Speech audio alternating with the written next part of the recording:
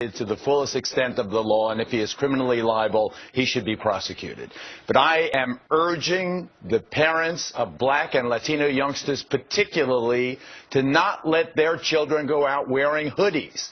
I think the hoodie is as much responsible for Trayvon Martin's death as George Zimmerman was. What do you mean? When you see a kid walking, Juliet, when you see a kid walking down the street, particularly a dark-skinned kid like my son Cruz, who I constantly yelled at when he was going out wearing a damn hoodie or those pants around his ankles, take that hood off. People look at you and they, what's the instant identification? What's the instant association? It's those crime scene surveillance tapes. Every time you see someone sticking up a 7-Eleven, the kid's wearing a hoodie. Every time you see a mugging on a surveillance camera or they get the old lady in the alcove, it's a kid wearing a hoodie. You have to recognize that this whole stylizing yourself as a gangster, you're going to be a gangster wannabe, well, people are going to perceive you as a menace. That's what happens. It is an instant you try to avoid that confrontation. Trayvon Martin's, God bless him, he's an innocent kid, a wonderful kid, a box of Skittles in his hand. He didn't deserve to die, but I'll bet you money, if he didn't have that hoodie on, that nutty neighborhood watch guy wouldn't have responded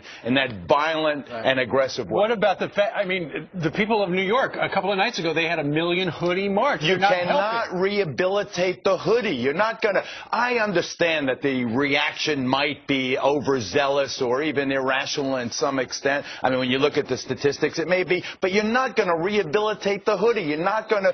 Just stop wearing it. Stop wearing it. Don't let your kid. You know the old Johnny Cash song, "Don't take your gun to town, son. Leave your gun at home." There is some things that are almost inevitable. I'm not suggesting that Trayvon Martin had any kind of weapon or anything, but he wore an outfit that allowed someone to respond in this irrational, overzealous way. Yes. And if he had been dressed more appropriately, I think unless it's raining out or you're at a track meet, leave the hoodie home. Don't let your